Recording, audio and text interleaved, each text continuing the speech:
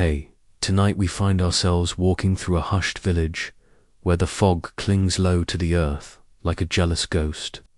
Wooden lanterns creak in the breeze, their dim orange glow barely holding back the shadows.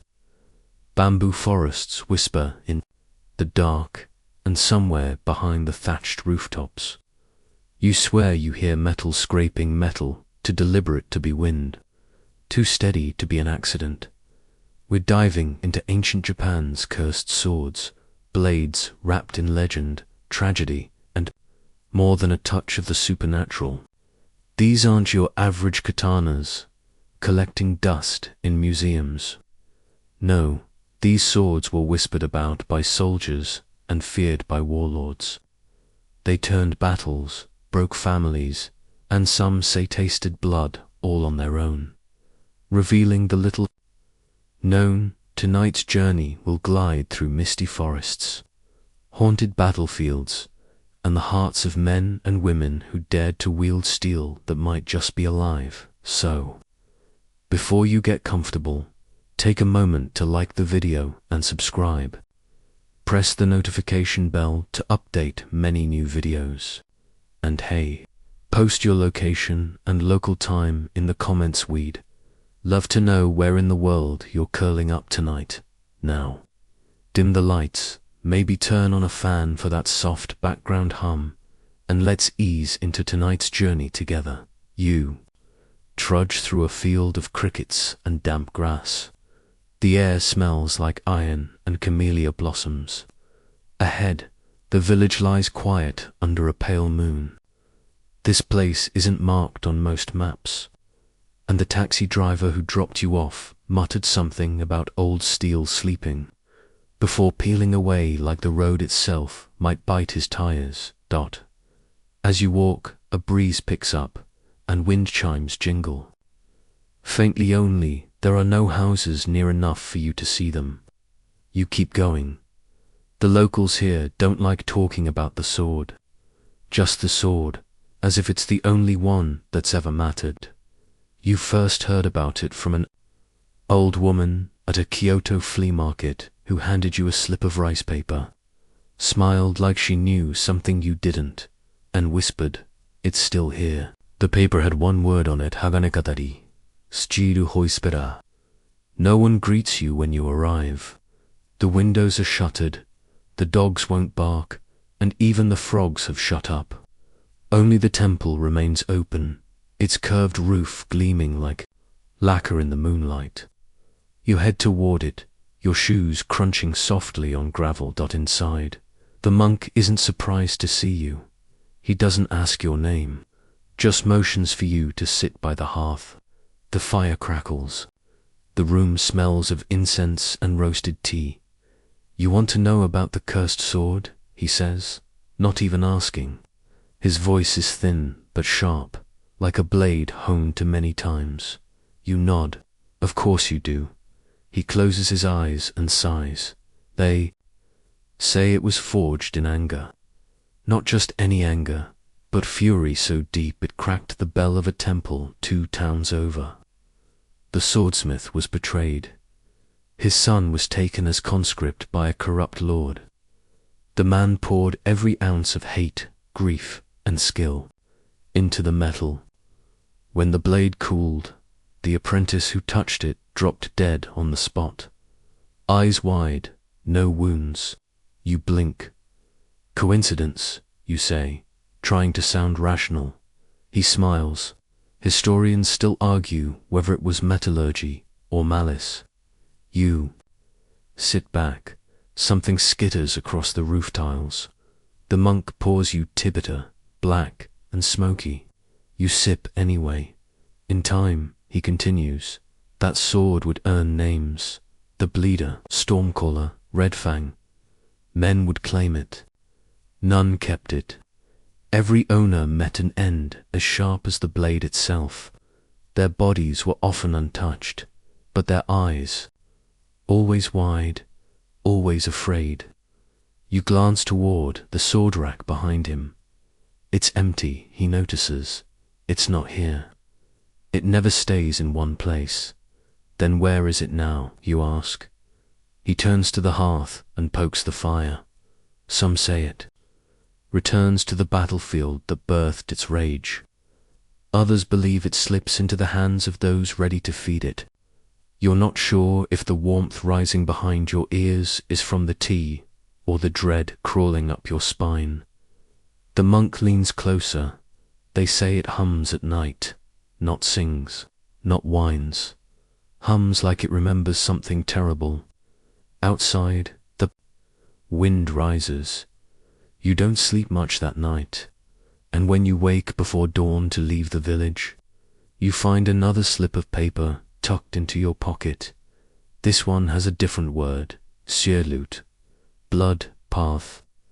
No one admits putting it there, but the feeling stays with you long after the village disappears into the morning fog. The road that winds away from the village turns to gravel, then dust. Birds stir in the canopy overhead, but they don't sing. You walk beneath branches heavy with dew, your boots brushing past wild ginger and soft moss. As the sun rises, so does a fine silver mist that clings to the underbrush, making everything look like a half-forgotten dream. You're following whispers, now half-remembered accounts, stories tucked into the margins of history. One name keeps surfacing, etched in charcoal or murmured by the tight-lipped Arikida-goro, a swordsmith who lived during the final days of the Sengoku period. Not many remember him now, but in a backwater archive in Kanazawa, someone had scribbled, next to his name, forged steel in vengeance under blood moon sky. That's not the kind of note you ignore. According to village law, Arikida was the last of a cursed smithing line, descendant of a metallurgist banished from Kyoto after supposedly fashioning a blade that turned on its owner. But Goro wasn't just feared for his ancestry. No, his reputation was built in the forge fires of a ruined temple just outside Ice Province, and that's exactly where you're headed. The path narrows, almost like the forest wants to keep you out. You duck under a fallen cedar, your fingers brushing bark still scarred by fire from centuries past. Then you see it, a cluster of stone pillars half swallowed by vines. The old forge, or what's left of it. You step into the clearing. The air changes, warmer, heavier, like walking into a breath held too long. You don't notice the anvil at first. It's blackened, rusted, but unmistakable. A slab of death-forged steel that looks like it hasn't moved in centuries. Beside it, a rusted hammer, its handle wrapped in faded crimson cloths, still tied in the shape of a funeral knot. Mainstream history notes that Arikida-goro vanished mysteriously around 1591, leaving behind no students, no family, and oddly no finished swords. His forge was burned by terrified villagers who swore they heard screaming metal long after he disappeared. But not a single sword. That's the puzzle. You kneel by the anvil. A single hairline groove runs across its surface, too fine to be accidental, too deliberate to be ignored. You trace it, and for a second you hear it. Not quite a hum, more like the echo of steel cooling too fast, biting into silence. Local superstition says Goro only made one true blade before he vanished. They call it Yorun Noha, the Night's Edge. It was said to cut shadows, literally hold it under moonlight, and even your own silhouette would shiver and split at the ankles. Sure, sounds ridiculous, but historians still argue whether that was metaphor or field report. Your hand touches something cold. At the base of the anvil lies a sliver of dark metal, half buried in moss. You pull it free, an unpolished fragment, but unmistakably part of a blade. You hold it up to the sky, and for a heartbeat, the mist around you dims. Like the forest flinched, you drop it. No joke, the moss beneath the shard hisses. like it's sizzling. You lean in. There's no heat. Just a quiet, pulsing vibration that worms up your spine and settles in the back of your teeth.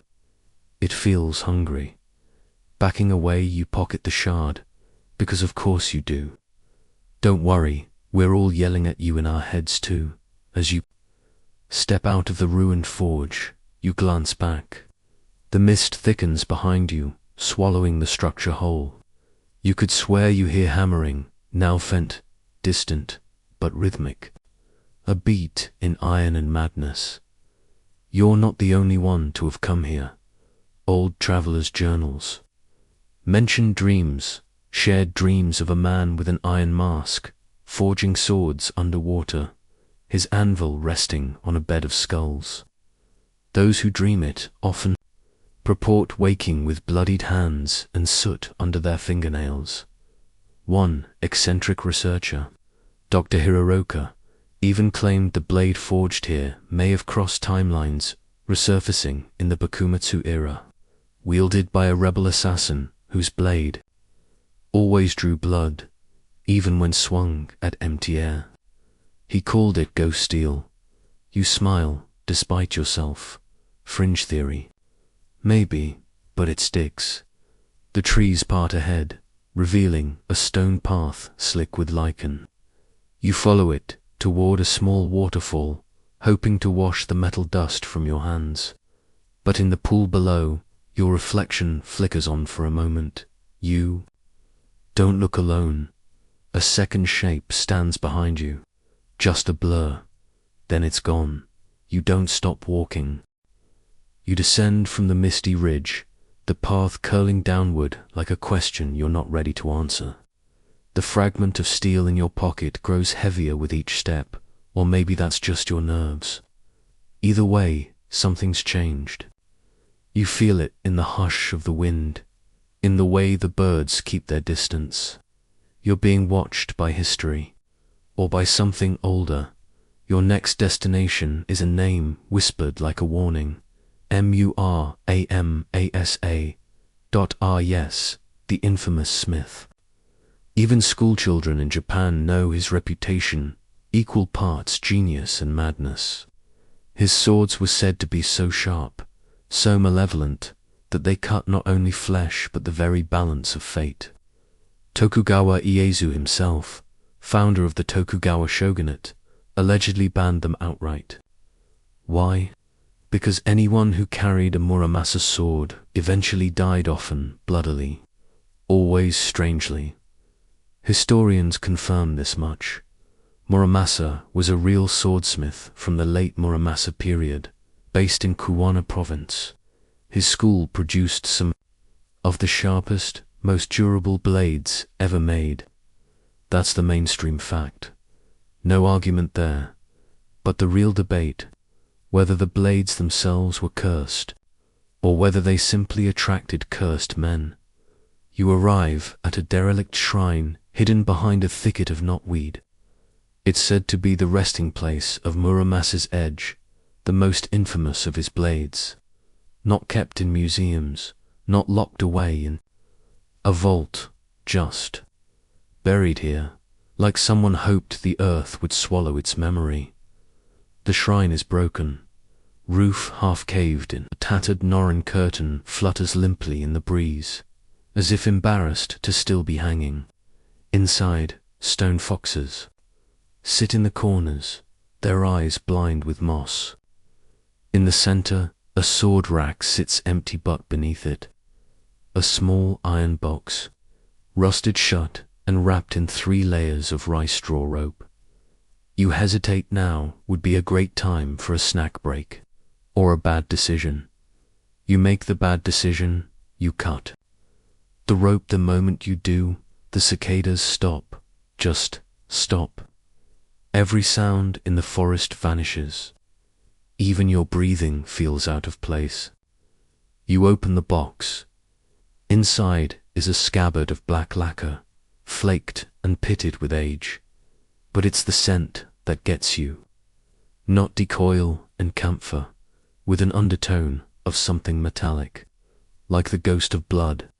Your fingers hover above the Hilt, you know you shouldn't. But also, come on, you absolutely should. The moment you touch it, your fingers twitch. A jolt, not pain, not quite, but recognition. The hilt fits like it remembers you, or someone you used to be. You unsheathed it. An inch dot, it sings, not a whistle. A low, vibrating hum that fills your jaw and flutters your heart like the moment right before a kiss or a fall. The edge gleams in the dim light, silver so bright it's almost blue.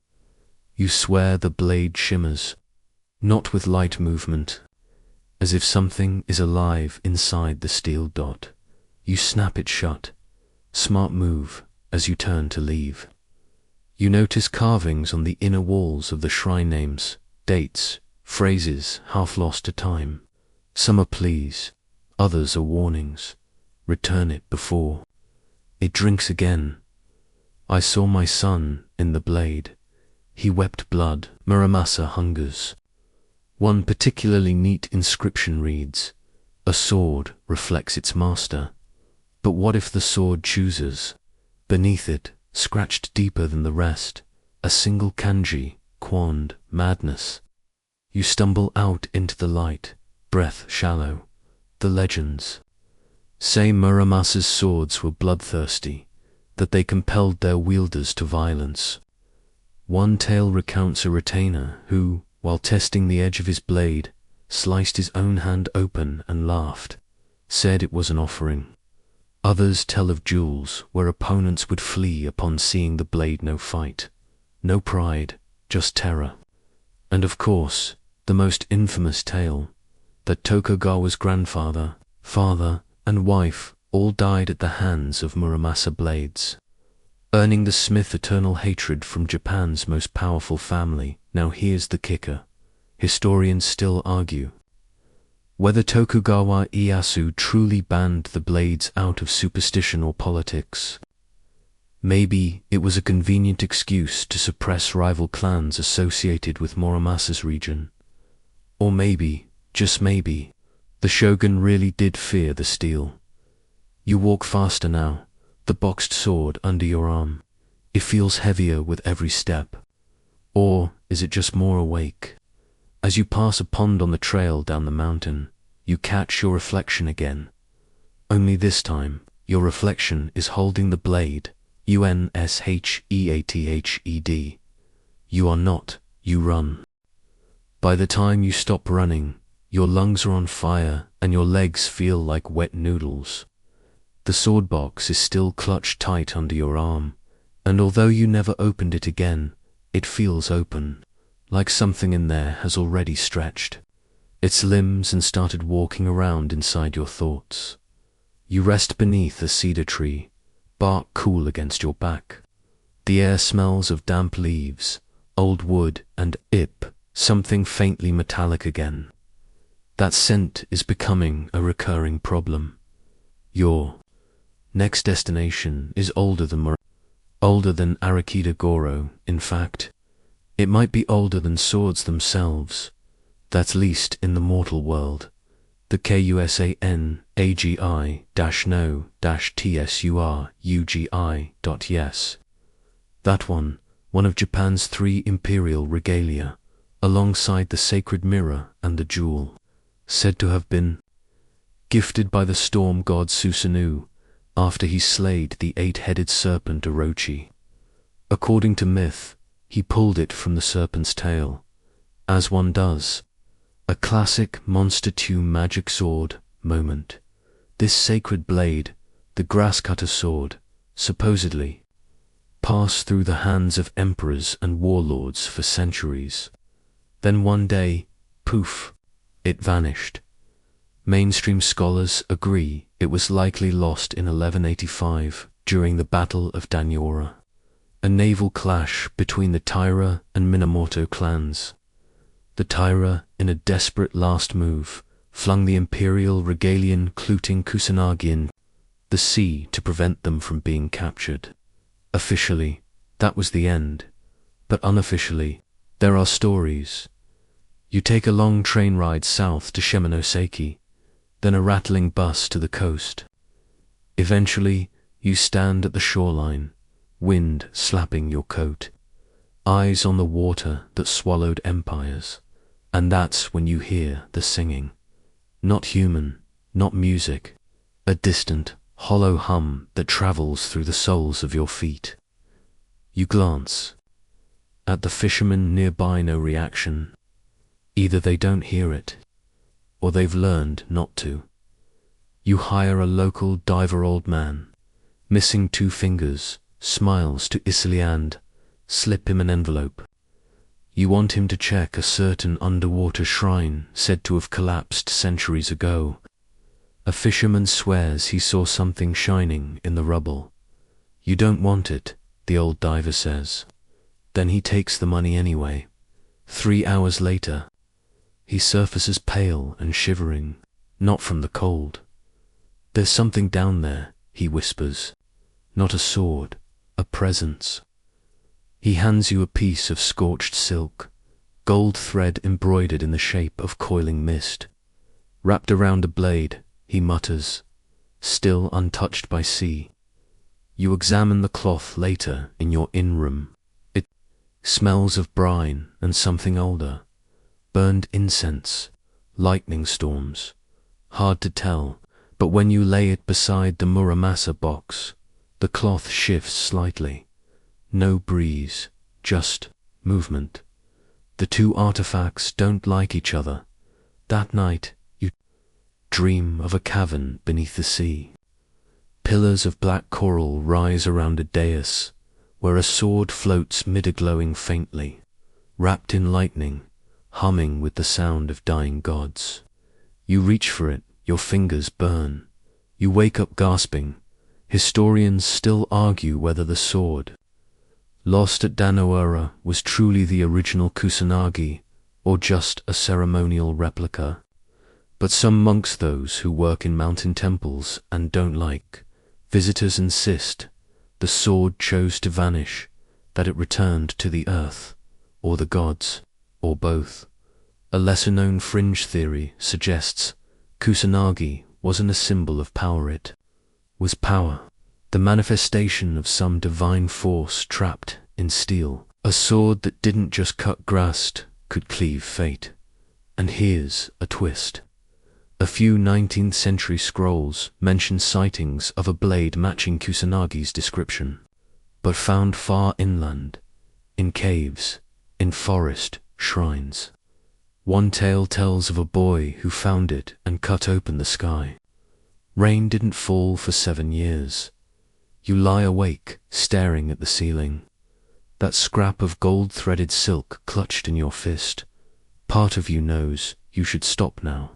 Go home, watch cat videos, eat something that isn't pickled, but you won't. You can't, because now you've touched the edge of something bigger than legend. Something ancient and awake, and it wants to be found. You leave the coast behind, but the salt clings to your skin long after the wind dies. The cloth from the sea stays folded in your satchel, but it's like carrying a thundercloud wrapped in silk, charged, watchful, waiting. Your next stop is deep in the mountains of Gifu, far from neon lights and phone signal. The road ends in a narrow ravine where stone lanterns mark a trail into the woods. You're here to chase a whisper, a tale passed in half-jokes between folklore researchers. Oni-tōge, the ogre's pass. According to local legend, a nameless samurai once fought an Oni there and won. Not with strength, with a sword so sharp it didn't just kill it unmade. The blade cleaved through demon bone like air, but it came at a price. The samurai left the forest alive, but not quite whole. You walk the trail, boots sinking into mud, air thick with pine and damp rot. Sunlight struggles to filter through the canopy. Somewhere nearby, water trickles slow, uneven, like someone dragging a wet blade through reeds. You find the shrine at dusk that's little more than a stone altar, weathered and moss-covered, nestled beneath a twisted cedar tree that leans like it's trying to escape. A broken wooden tablet sits nearby, its inscription half-written, "Do not draw it again. The pact was sealed in bone." You kneel and clear away the leaves. There, carved deep into the stone, is a long groove too precise for erosion, too wide for an animal's claw. It looks like a sword was slammed into the stone. Tip dash first. The legend says the samurai who defeated the Oni was bound by a blood oath, never again to draw the blade unless another demon rose. But here's the kicker: some versions say the blade made the oath, not the man, which is ridiculous. Unless it isn't. You sit in silence, the forest pressing in around you like a held breath. And then, very faintly, you hear it. A growl. No animal makes that sound. You draw a flashlight and sweep the woods. Nothing, only trees and shadows that shift a little too late to match the light. Still, the noise lingers. A vibration more than a sound, like something pacing just beyond the corner of your vision. You stay until full dark, not out of courage, out of obligation. The tablet said not to draw the sword again, but it also said there was a sword, somewhere. You remember something the monk told you back in the first village. Steel forged in vengeance doesn't rest, it waits. Back at your cabin, you dig into old texts. One obscure 18th century diary mentions a traveling monk who came across a wounded samurai near Oni-tōge. The samurai was mute, eyes glazed, hands trembling as if still holding a hilt. No weapon was found on him, just a gash. Across his palm and a small wooden charm shaped like an owner's horn. The monk took it as a warning, or maybe a receipt. Historians still argue whether the tale of the demon duel was real or symbolic, an allegory for inner struggle, for guilt, for post-battle trauma. Others point out that the region does have a statistically unusual number of vanished travelers and hikers. But again, mountains are dangerous. Slippery cliffs, cold nights, wild boars shore. But you saw the stone, you heard the growl. And when you stood beside the altar, the steel shard in your pocket vibrated. Not from the wind, not from fear, from recognition. You're not hunting stories anymore. You're tracking something that remembers you now, something that might be waiting for you to finish the oath. You sleep badly. Dreams of a red-skinned figure with glowing eyes and a mouth that speaks your name in reverse, over and over, until you wake with blood on your tongue and the taste of rust in your teeth. Next morning, you leave the mountains, but you don't leave alone. The train out of Gifu rattles through narrow valleys and sleepy villages, but you can't settle. Every reflection in the window feels a beat too slow, like it's thinking about moving on its own. You try to nap, but every time you close your eyes you see a black blade cutting through moonlight, and hear just faintly the growl from Oni-tōge. Your destination is strange, even by the standards of cursed swords and demon trees. You're headed to a place known on old fishing maps as Yumabuzano, Iwasi, Monk S Rock. Not listed in any modern GPS, but sailors along the southern coast of Honshu still speak of it in hushed tones. According to local folklore, it's where the Yumi no Katana, the sword of the drowned, was last seen.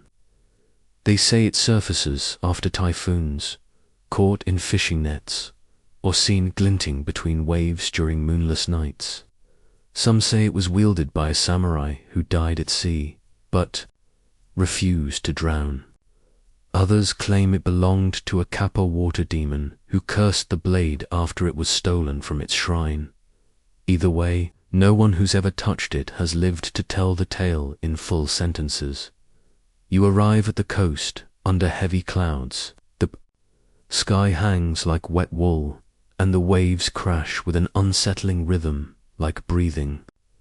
A local fisherman named Jen agrees to take you out to see Monk's Rock, but only if you swear not to bring anything iron or angry. He eyes your satchel. Lie badly. He still rows. The rock emerges from the waves like the back of some giant sea creature, slick and barnacled. A single stone shrine sits on its peak, maybe 2 feet tall, painted with salt and time. Jun won't go closer than 20 feet. It don't like boats, he mutters. You swim the rest of the way. The sea bites cold. Your arms ache before you reach the rock. Pulling yourself up, you find the stones slick, the shrine crusted in offering scoins, beads, sea-polished bones. And there, resting atop the altar, is a suba, sword guard wrought in the shape of crashing waves. No blade, but when your fingers brush the suba, the sea stills, utterly, not a ripple, not a breath. Then, from the water beside you, a shape begins to rise. Nope, nope, nope. You scramble back. The figure remains half-submerged, a man, or what once was. Long hair drifting like kelp, eyes open and silver in the overcast light. Across his back, a sword, and the sea starts humming again. The figure doesn't move closer, doesn't attack, just stares, watching, like it's waiting for you to say something, or recognize something. You blink and he's gone. You dive back into the water, heart in your throat, salt stinging your eyes. You half swim, half claw your way back to Chun's boat. He doesn't ask what happened. He just hands you a towel and starts rowing. Back on shore, you unwrap the suba. It's heavier than it looks. Cold, always cold, even in your hand. Later, digging through archives in a seaside temple, you uncover something interesting. A 1634 scroll mentions a sword used by a Kishakunanan assistant in ritual seppuku vanished during a naval skirmish. His sword was known as Tidebreaker, said to slice through armor like rice paper, said to leave no wound, just drown the soul. The scroll ends with a curious note. Steel that tastes the ocean does not forget the breath of the deep. Historians still argue whether such tales are just metaphors for seafaring tragedy, or evidence of coastal spiritualism blending with older sword traditions. One professor you spoke to even suggested these so-called cursed blades might have been experimental steel, compositions flawed, but magnetically unique. Sure, maybe, but the dreams at night feel anything but metaphorical. You float in black water, your hands are tied with kelp, and from the depths below a whisper bubbles up. Return what was stolen, or drown with it. You wake choking, seawater in your mouth, but your room is bone dry. The suba sits on your windowsill, catching moonlight, and it's humming again. You wake before dawn, the room still as a tomb, heart thumping like a temple drum. The suba on the windowsill is cold when you touch it, colder than night air should allow, and quiet now, almost too quiet. You're starting to notice a pattern. Every time you get close to one of these cursed swords, really close, it changes something in you. Not just your dreams or your nerves. The world itself begins to shift around you. Lights dim, sounds echo too long, and once or twice you could swear time stuttered, like a skipped frame in an old film reel. But today you head inland, away from oceans and ghost-forged blades. You're chasing the story of a daimyo named Kagami, Yoshihiro, a warlord who ruled a tiny, mountainous province during the early Edo period. famous for diplomacy, peacekeeping, and one very violent sword. C. Yoshihiro owned a beautiful katana, exquisite craftsmanship, perfectly balanced, housed in a lacquered red scabbard inlaid with gold cherry blossoms, a work of art, a gift, supposedly, from the shogunate itself. But there was a problem. The blade refused peace.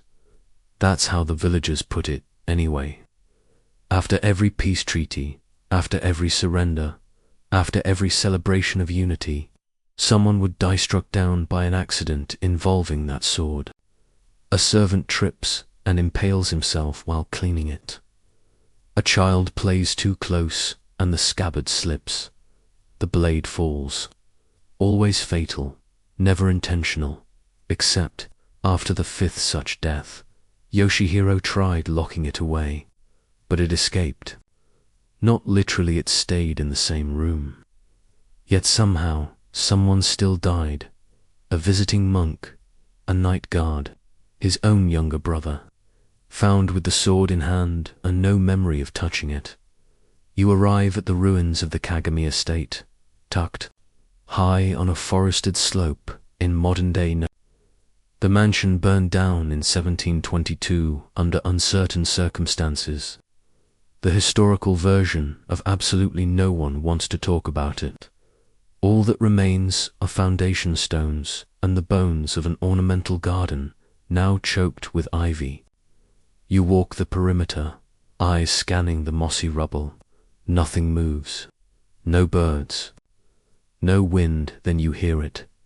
A clang, soft, like a blade sliding loose in its scabbard. You freeze. Then again, Seichi though CK, you follow the sound to a collapsed stone chamber. Inside, blackened wood, shattered tiles, and, partially buried in ash, a blade still resting in its lacquered scabbard. Cherry blossoms in gold, faded but unmistakable. You don't touch it. You've learned your lesson instead. You lower your phone camera into the chamber and snap a photo. The preview screen goes black. Not fuzzy, not glitched, just gone. You pull the phone back up. It's dead. Battery 100% just moments ago. Now 0. Oh good. You back away slowly. The air around the chamber, thick, almost fluid, like moving through soup made of dread. Later that evening, back in your rented inn, you charge your phone. The photo you took, it's there now, sort of. It shows the room but the sword is missing, and in its place, a long smear of shadow shaped almost like a standing figure dot. Almost, you dig deeper. An Edo-era journal, kept by a monk named Renkai, speaks of Yoshihiro's final days. The daimyo, convinced the blade was cursed, ordered it to be buried in the shrine beneath his estate, along with a scroll stating, "This blade will never know peace, for it is forged from stolen oaths and broken pacts." Yet when archaeologists excavated the shrine centuries later, no sword was found. Just the scroll. Its ink faded, but still legible. Historians still argue whether Yoshihiro's sword was an actual artifact or just a parable warning against excessive militarism. Others claim the deaths were mere coincidence, exaggerated by superstition and time. But then there's a small footnote buried in a 1930s academic paper, an account of a museum in Tokyo receiving a donated katana with gold cherry blossoms on a red scabbard only for 3 curators to resign after recurring night visions and unprovoked violence among staff. The sword was quietly removed. Destination unknown. You sit on the futon, staring at the sword-shaped blur on your screen, and you wonder not, for the first time, if the blade is still there in the ruins, or if it followed you. The scabbard still lingers in your mind as you ride the early train through the misty valleys of Chubu. You left Nagano behind, but it didn't feel like a retreat. More like the sword lets you leave. There's a difference. You're starting to understand something. These cursed blades aren't passive. They're not just relics that happen to be haunted. They choose. They wait. They whisper.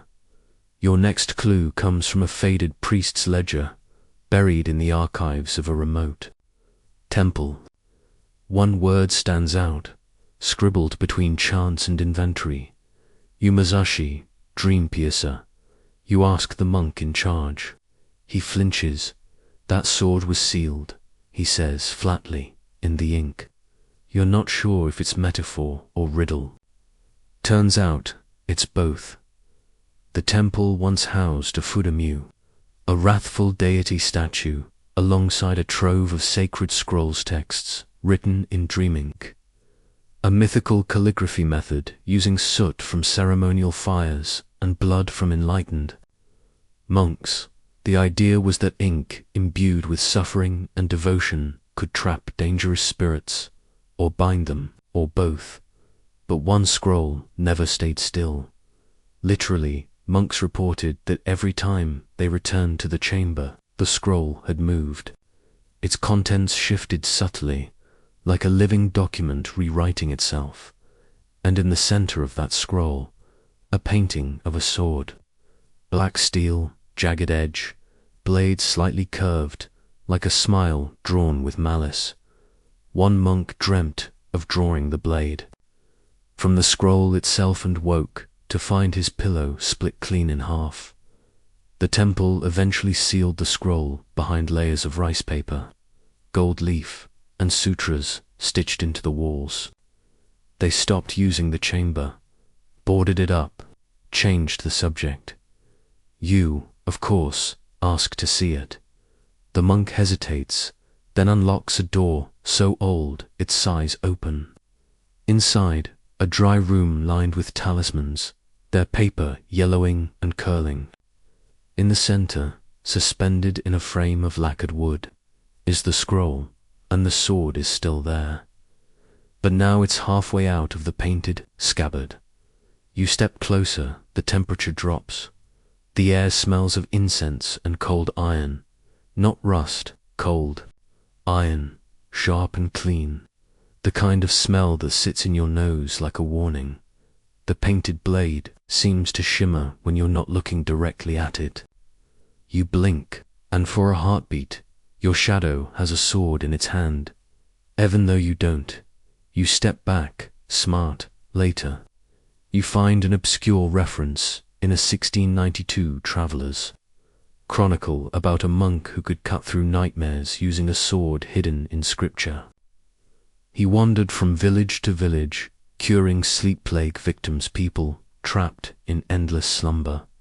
His price, he would never unsheathe the sword for himself, only for others. No one ever saw the blade in daylight. No one who tried survived the night.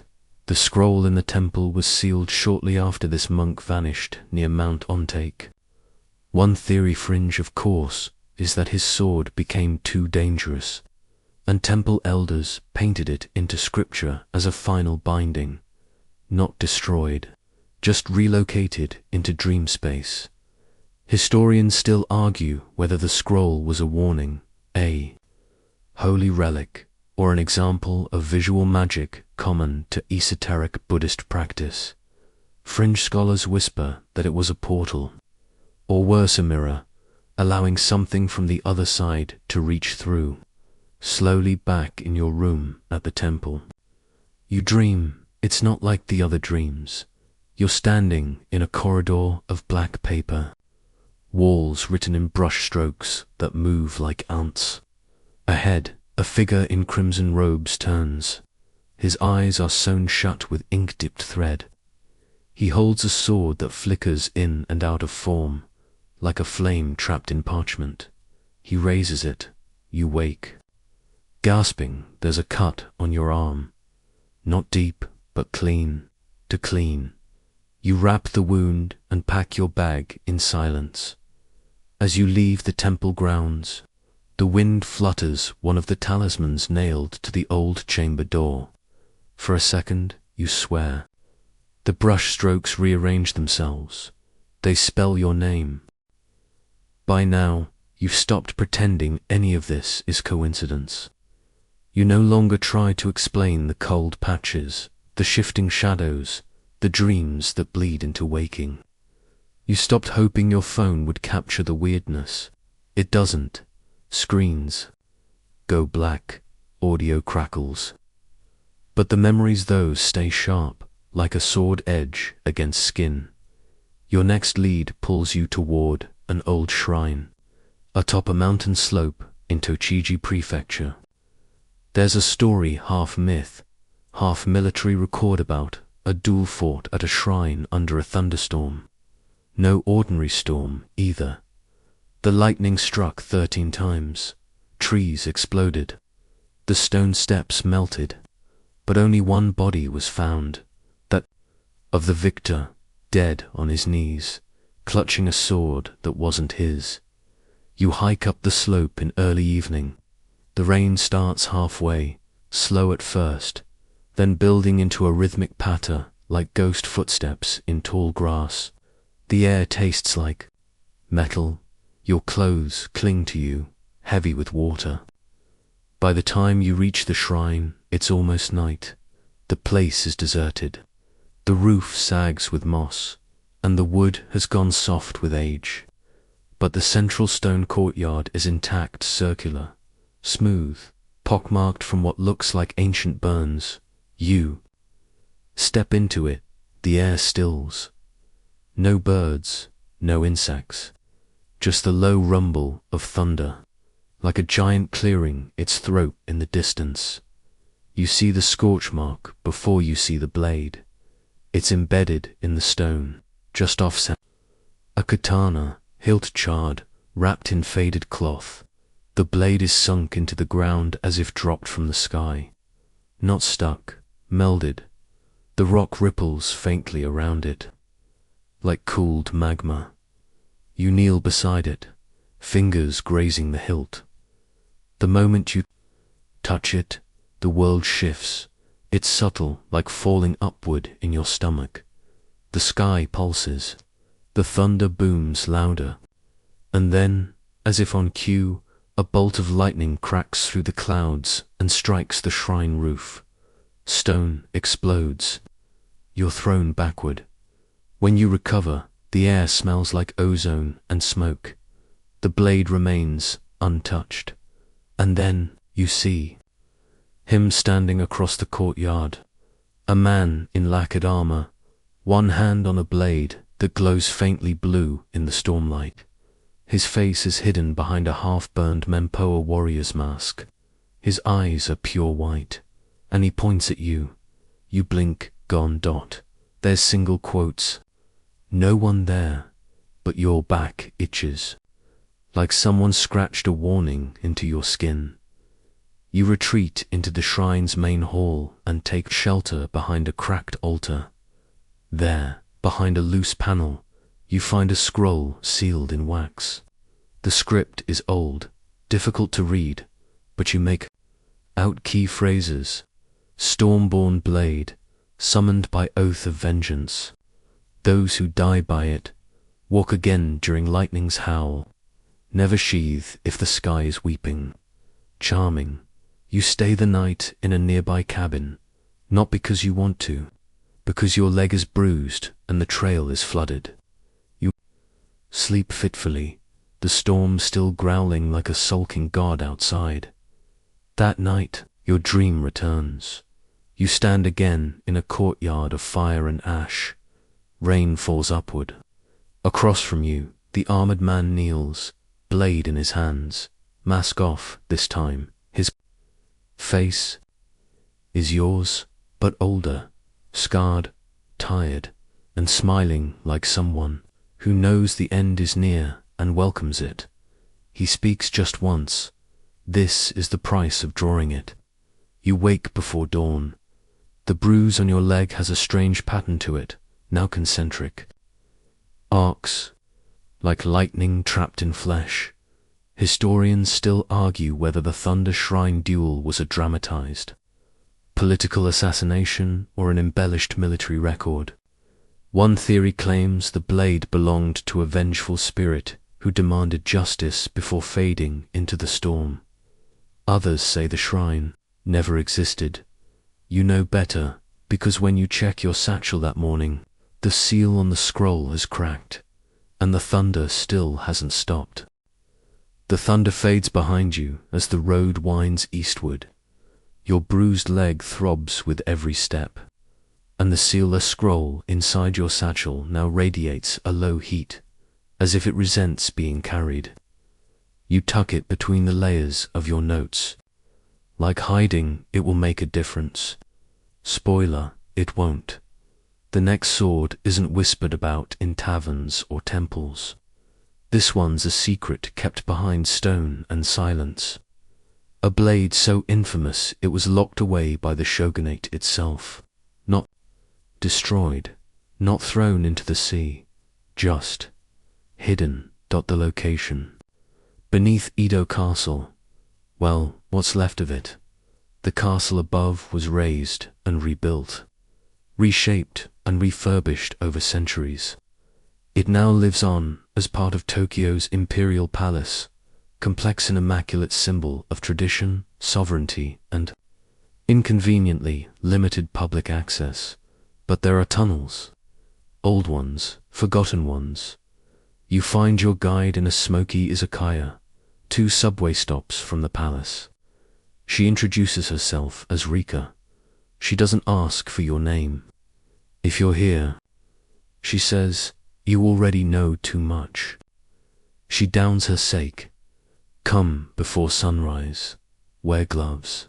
Bring no steel. The next morning, you meet her outside a maintenance shed beside a quiet park path. A manhole cover is already half lifted. You're lucky, she mutters, sliding down. Tokyo wants to forget. Beneath the surface, the city hums pipes, wires, history. You descend through mildew-slick tunnels until the stone changes, becomes older, colder. You feel it before you see it. A corridor lined in volcanic rock. Torches were once mounted here. Now only scorched brackets remain, and at the end of the hallway, a sealed wooden gate, reinforced with rusting bands of iron dot above it. A wooden plaque, the characters read Dezetsufu, no Yiba, the blade that must not speak. Rika says nothing as she produces a key. The lock creaks open. Inside is a chamber, carved from bedrock. Dust motes dance in the still air. In the center, a pedestal. Upon it, a black scabbard covered in crimson prayer strips, each stamped with a different family crest. You recognize a few. Tokugawa, Hojo date. Even Ashikaga. This blade's been passed around, but no one wanted to keep it. Rika speaks for the first time in over an hour. This sword, she says, was only ever unsheathed 3 times. You glance at her. 3. She nods, each time. The witness could no longer speak. You raise an eyebrow. Laryngitis. She doesn't smile. Their tongues were gone. Ah, she continues. First time, a rebellion crushed before it began. They say the blade whispered names before the soldiers arrived. Second time, the assassination of a high priest. His killer swore he heard the blade chant in a voice that was his own. Third time, she hesitates. The castle fire. Some say the blade opened itself. You step closer. The prayer strips flutter slightly, though there's no wind. The air thickens around your head. Your ears pop. A vibration builds in your chest. Not audible, bone-deep. You understand. Now, this sword doesn't kill. It speaks, and what it says unravels people. Your fingers brush one of the crests. A jolt shoots up your arm.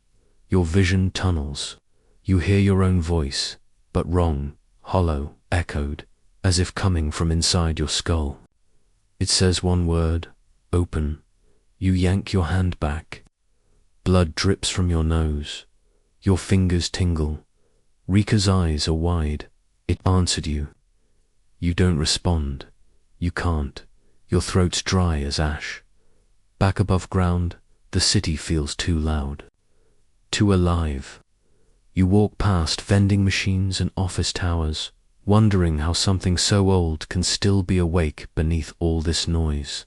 Later, researching in a private library, you find a poem from the late Edo period, anonymous.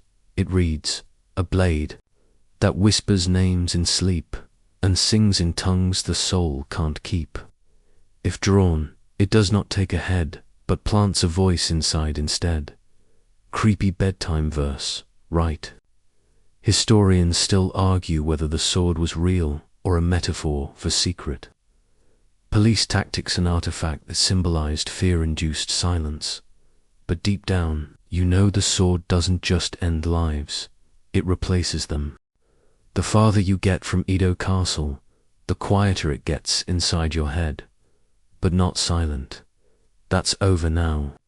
There's a kind of static hum beneath your thoughts, like a radio between stations. Every so often, you hear a whisper just beneath. It's your own voice, saying nothing you remember thinking.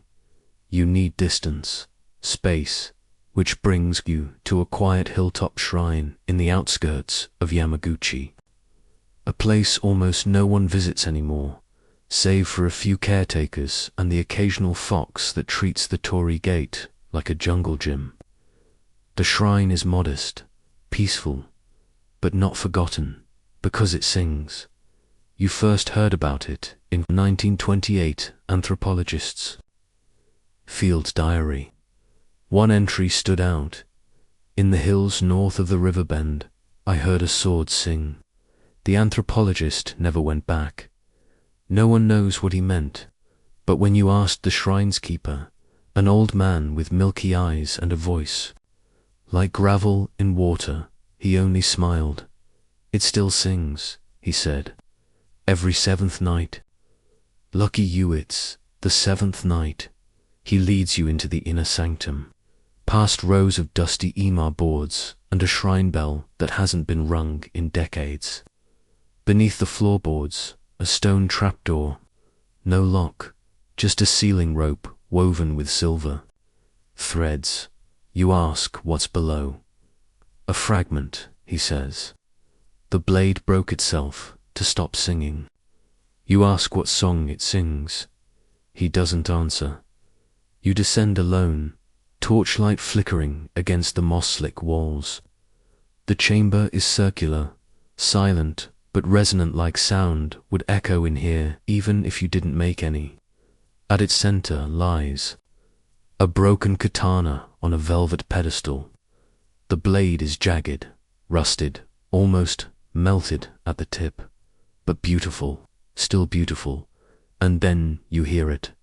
A single note, crystal clear, high and mournful. It doesn't enter your ears so much as bloom. Inside your chest, the sword is singing. You don't hear words. Not at first, just feeling loss, regret, longing, like hearing someone weep for a future that never came. You sit, you listen, the air grows warmer, your vision shimmers. You see flashes like dream stills of battles fought on fields now lost. Two highways, of a woman in white, dancing with the blade in a sakura grove, of fire, so much fire, and the sword, screaming. The note changes. Now there are voices.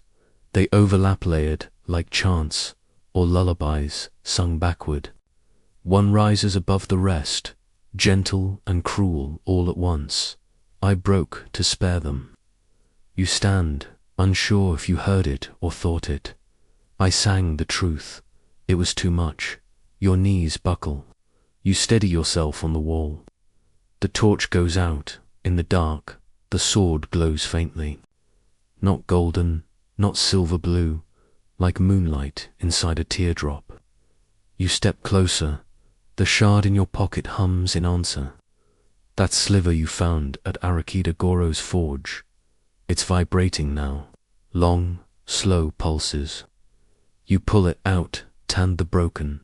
Sword sings louder. You realize, with a chill, they know each other, not just fragments of blades, fragments of a whole.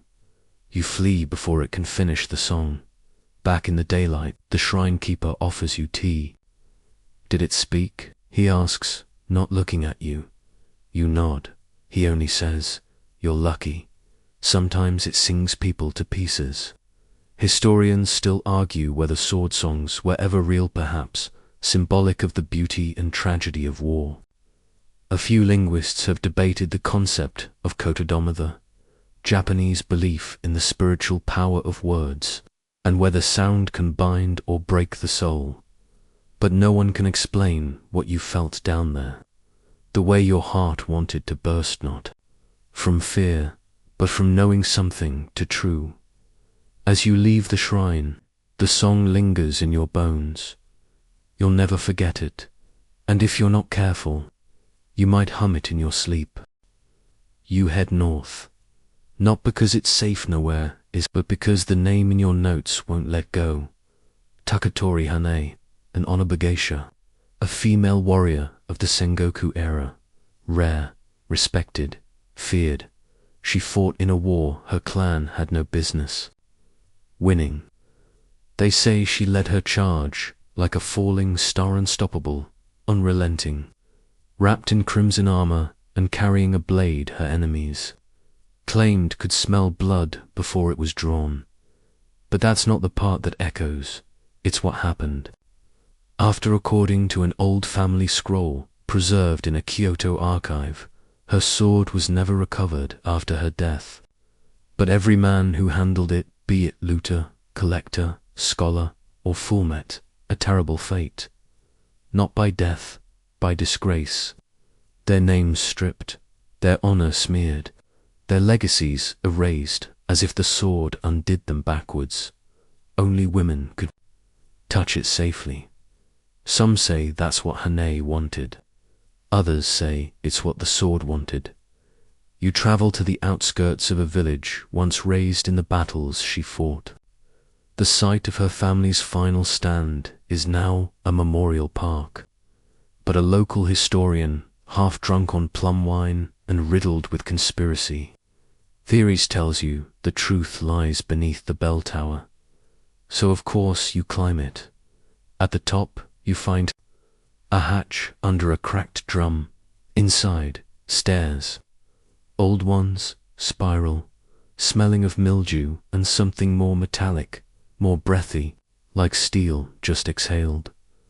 The chamber below is lined with masks, painted battle masks worn by women warriors of the era. Stylized, fierce, elegant, each set on a small shrine shelf, and each ... watching ... at the far wall. A sword stand. Upon it rests a katana, unlike any you've seen. The scabbard is black lacquer, inlaid with mother-of pearl cranes. The hilt wrapped in indigo cord. A single lotus blossom etched into the tsuba. It's beautiful and furious. Even before you touch it, your hand tingles, like the blade is scanning you, weighing something. You recall an old poem from a 15th century diary. She does not sing, but listens. She does not thirst, but judges, and her memory is long. You reach out slowly, and the hum stops. Yes, it was humming. You didn't notice until it ceased. You gripped the hilt, no shock, no chill, just a stillness that wraps around your wrist like a firm, waiting hand, and then you see her, not in a dream, not a ghost. Standing beside you, full armor, eyes calm and terrible, Hane, not looking at you through you, measuring you like a sword measures a strike. She whispers, "I will not be held by those who mock honor." Her voice is steady, low, final. Then she vanishes. But her presence doesn't.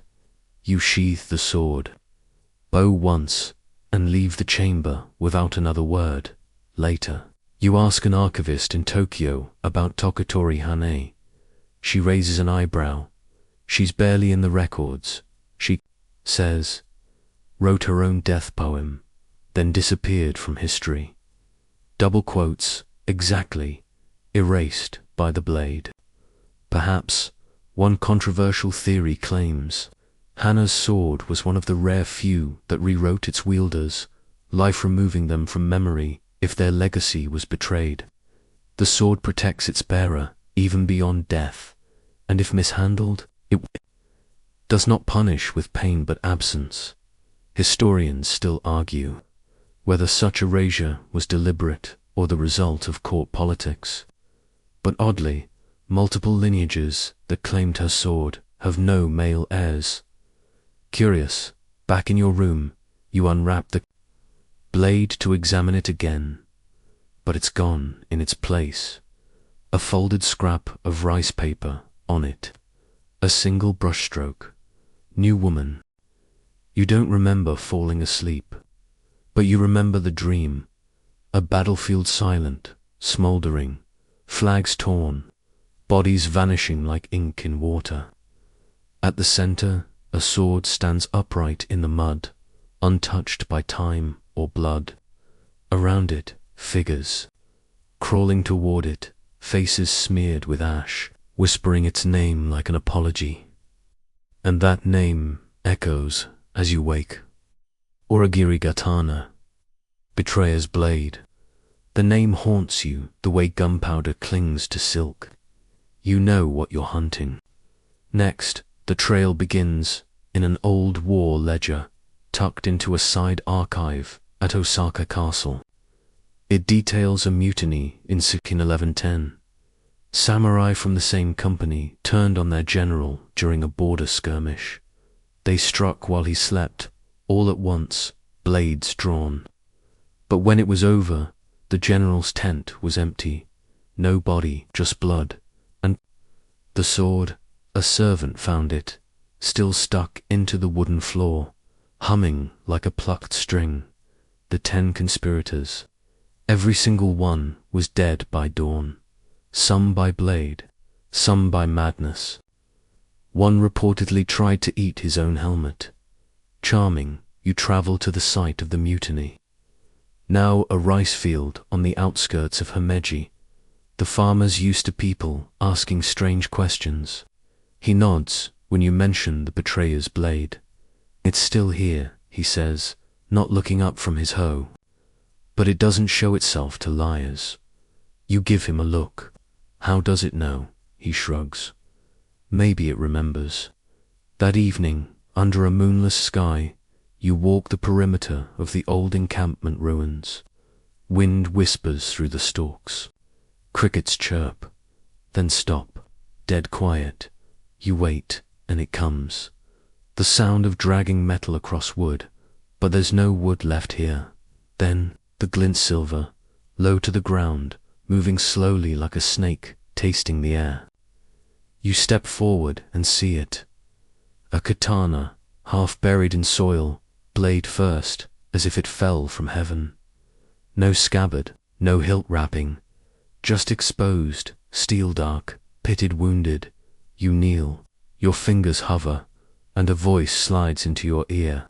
Whom did you betray? It's your own voice, but you didn't say it. You don't answer. You can't. You're not sure who the question is meant for. The sword begins to hum, softly at first, then louder. The rice stalks shiver. You back away, heart thudding like war drums.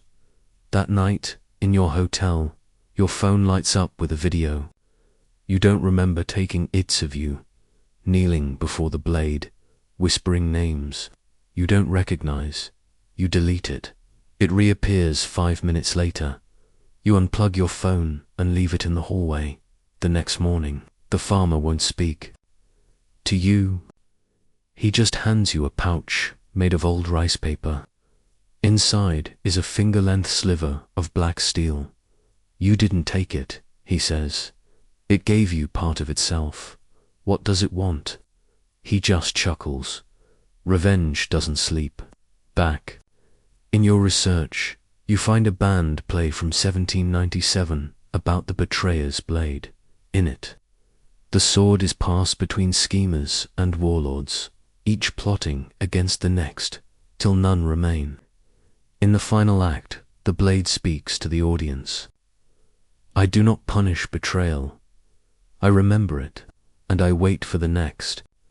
Historians still argue whether the blade was a metaphor for the cycle of political purges, or whether an actual weapon passed from traitor to traitor, never kept long enough to be sheathed.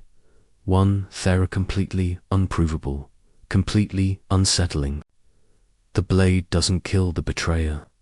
It just replaces them. You carry the steel shard wrapped in linen. You haven't heard it whisper again, but sometimes, when you pass mirrors in dim light, your reflection's mouth moves just a second after yours, and it's smiling. You need a break, not from the journey you've passed the point of turning back, but from the noise, the whispering blades, the dreams, the bleeding edge of memory. It's all starting to layer itself like frost on the inside of glass. Too many voices, too many fragments. So you head north, into snow country. You follow the trail of a name barely legible in a letter dated 1659, written by a wandering haiku poet. In the snow, he wept. His sword gleamed red with shame. The man he wrote of was Togane Renji, a master swordsmith from Akigo province. A man who, according to obscure shrine records, once crafted a katana so perfect, so impossibly balanced, that when he held it, he wept with fear, because he knew it could never be allowed to exist. You arrive in the remote mountain town of Murakami, where the snow piles so high it swallows rooftops. The locals offer you warm sake and tighter smiles. They know why you're here. No one says it, but they know an elderly woman named Keiko offers to take you to the forge ruins. He stopped being a man the moment he quenched that blade, she says, leading you up a winding path of ice. Something else stood in his place, something he hated. The forge is half collapsed. Icicles hang like fangs from the roof beams. The stone hearth is cracked, but you can still smell the faint trace of oil and ash, centuries old, but stubborn. You find the anvil first. Then, beside it, a sword rack that holds nothing, but near the back wall, buried in the snowdrift, is a mold. You dig it free. It's a sword-casting mold, blackened bronze, shaped with aching precision. Still warm to the touch. Impossible, but there it is. Inside the mold, fine hairline grooves, like veins in a leaf. A detail so precise it feels deliberate. Etched on the underside is a single character, mere to destroy. You turn to Keiko. Where's the sword? She doesn't look at you. Gone. He destroyed it. She finally meets your eyes. No, he hid it. As you return to town, she tells you the rest. Renji's sword, named Shinsei, Divine Truth, was too perfect. It cut without resistance, through armor, through stone, through lies. A daimyo who tested it swore it revealed the true nature of whatever it touched. One man struck with it dropped dead without a wound, collapsed, wide-eyed, as if his soul had been found unworthy. Renji fled that night, carrying the sword into a snowstorm. He never returned, but the snow did. That winter was the longest in recorded history. Villages buried, rivers frozen to silence. And in the spring thaw, Renji's forge door was found welded shut from the inside. No sword, no body, just frost. Later, you find an account in a Buddhist monastery's winter ledger. We saw the blade in dreams. It spoke no words, but our hearts cracked like ice. One monk tried to find it. He walked into the mountains and turned to glass. Fringe theory, of course. But your dreams that night are still empty, but bright. You stand in a field of pure white, no horizon. In front of you, half buried in snow, is a sword hilt wrapped in plain cloth. You reach for it, and your hand passes through it. You wake with your fingers numb, nails lined with frost. Historians still argue whether Shinsei ever existed. Some say Renji's story was propaganda, invented parable warning craftsmen against pride. Others believe the perfect sword was made, but shattered itself in protest. You carry the mold back with you. It's heavy, heavier than bronze has any right to be, but you keep it close, because now you understand the cursed blades aren't all the same. Some destroy, some whisper, some remember, and some refuse to be born at all. Snow still clings to your coat as you travel south, but it melts quickly, as if the land itself is shedding the memory of that quiet, broken forge. The roads are warmer here, the sky is softer, but that doesn't fool you. The sword you're chasing now doesn't hide in the cold. It laughs. You heard about it in the back room of a bookstore in Kyoto, buried between dust-covered manuscripts and a jar of pickled something that may or may not have once been a cat. The owner didn't want to talk at first.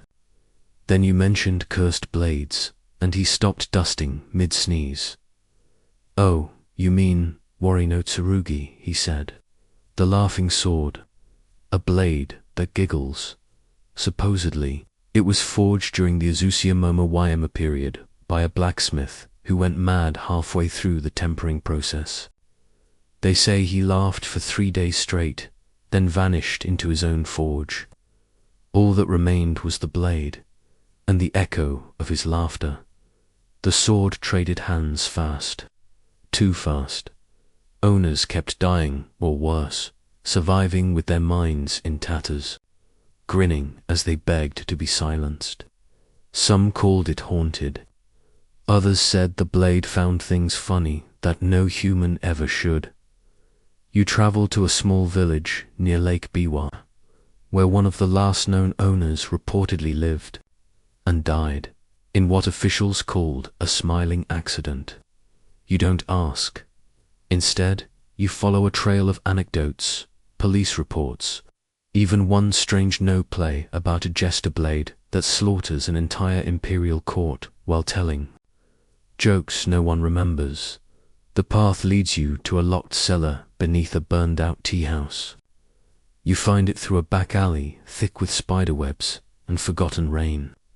Inside the cellar, you see it. A box open inside. A katana resting on crimson silk. The scabbard is simple, black, glossy, but something about it pulses like it's waiting for a punchline. You step closer, and then you hear it. A giggle, high-pitched, breathless, like someone trying not to laugh in church. You freeze. Your reflection on the scabbard surface smiles, but your face doesn't. Nope, absolutely nope. You back away slowly, heart hammering, ears burning. The giggle turns into a chuckle, then stops, as if the blade's joke is finished. For now, you don't touch it. You're not that brave, or that stupid. Instead, you photograph it, or try to. The camera freezes, then shutters by itself. Click, click, click, click, click, click, click, like it's laughing too. Back outside, you breathe in the open air like you've just escaped a carnival tent made of teeth. Later, digging through more records, you find a pattern. The blade only laughs around People who lie to themselves, the more deluded they are, the more hysterical the sword becomes. One scholar who studied it for a month wrote, "It knows what I pretend not to. Every night it reminds me. The joke is always on me." He disappeared shortly after, leaving behind only his notes and a smile carved across his desk in precise sword strokes. Historians still argue whether the laughing sword is a critique of samurai honor culture or simply a terrifying urban myth. A few have noted the blade's laughter patterns resemble Kogan comic rhythms, traditional farces once performed between tragic no plays. How ironic or intentional. You check your photos later that night. The last one, you're in the frame, standing behind the blade, smiling, but you were alone. You delete it the next morning. It's your phone's lock screen. You laugh and immediately regret it. You don't remember changing your phone background, but it's there every time you wake up, your own face, grinning, standing in that cellar with the laughing sword just inches away. And always, always, your reflection is smiling wider than it should. You stop using your phone. Good decision.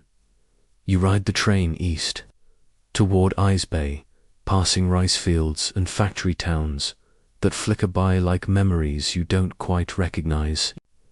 The sun rises blood orange, casting long shadows across the landscape, and you can't shake the feeling that one of them is yours. But not following, leading. You're chasing a mystery now. The Emperor's missing blade.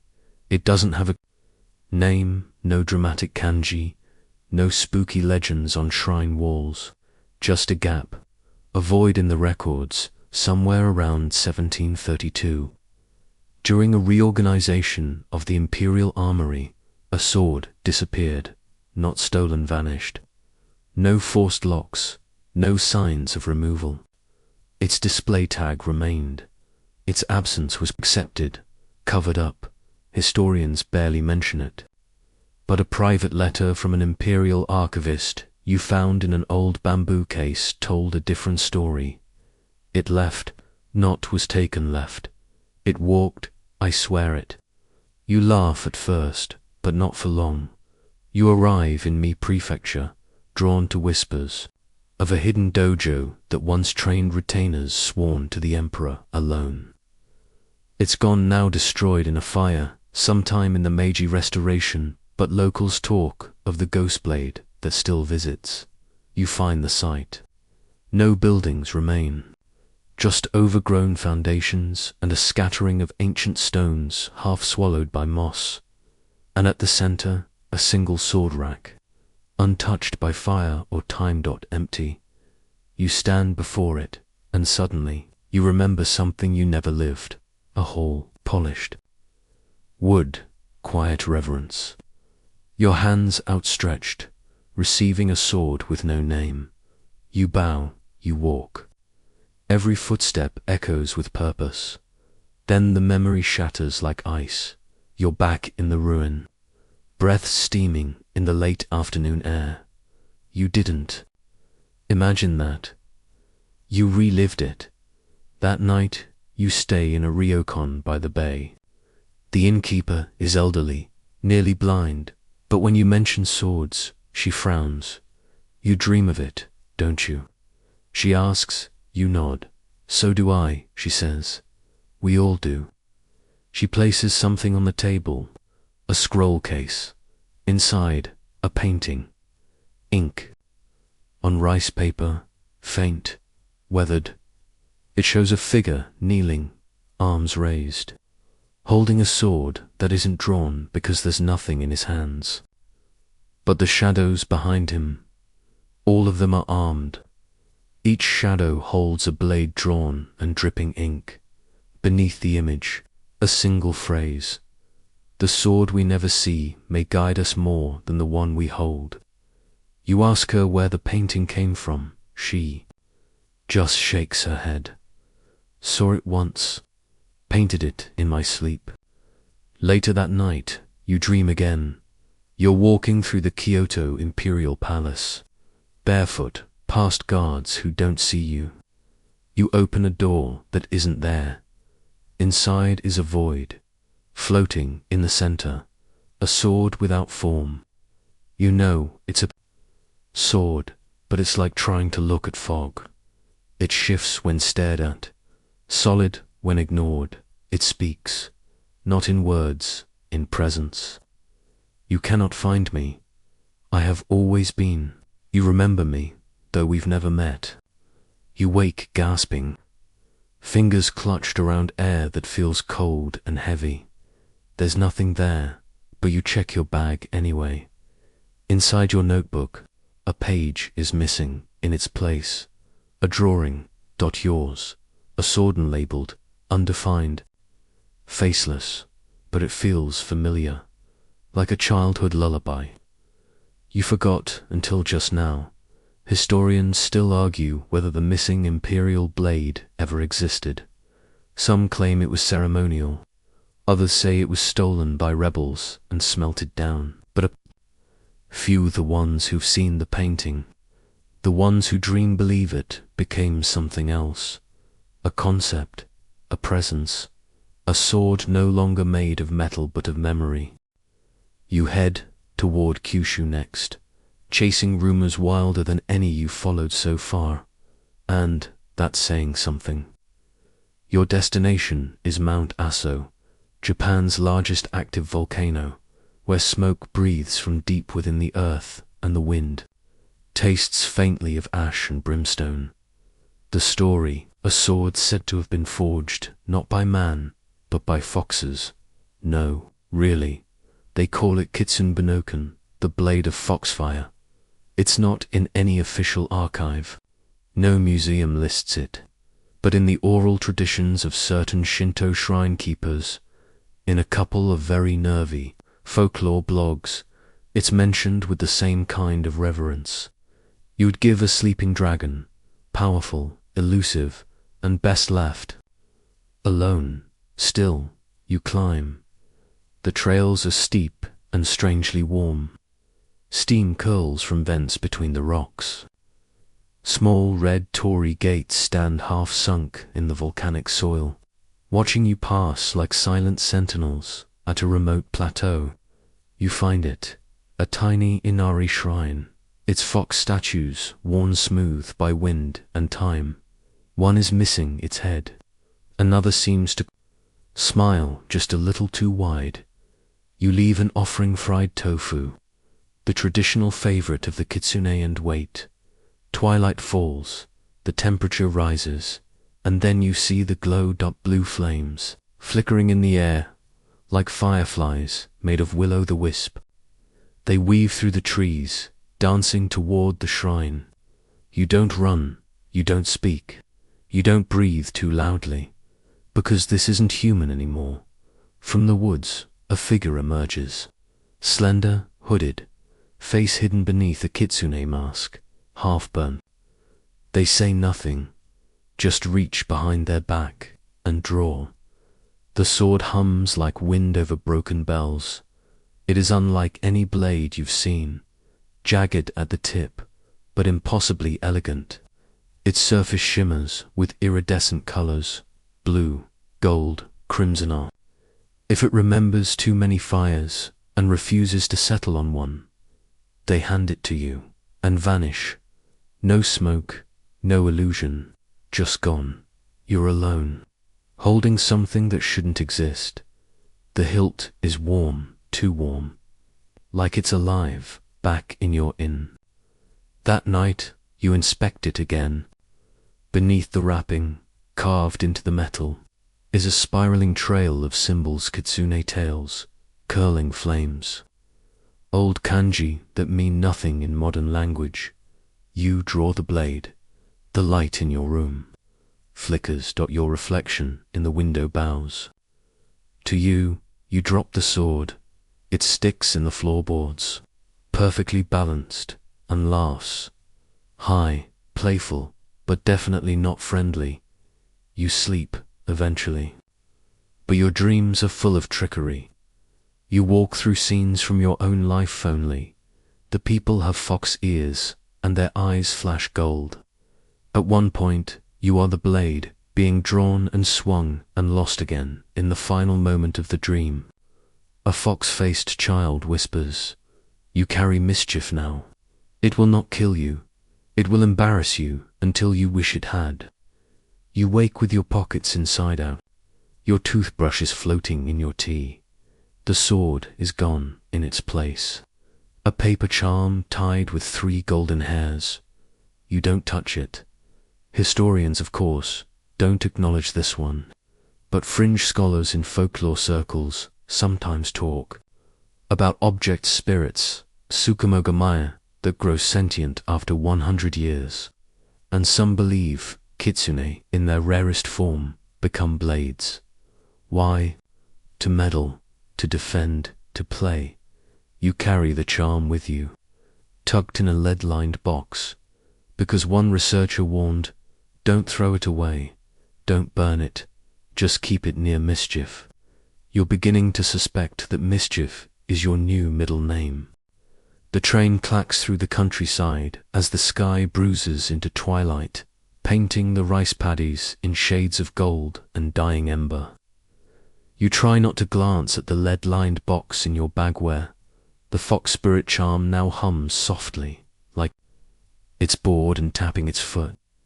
There's no escaping these blades anymore. They find you.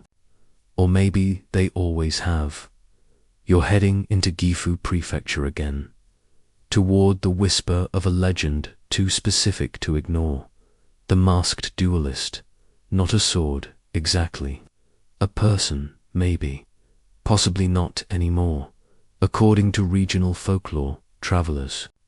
Once encountered a masked figure on remote mountain roads. Always at night, always silent.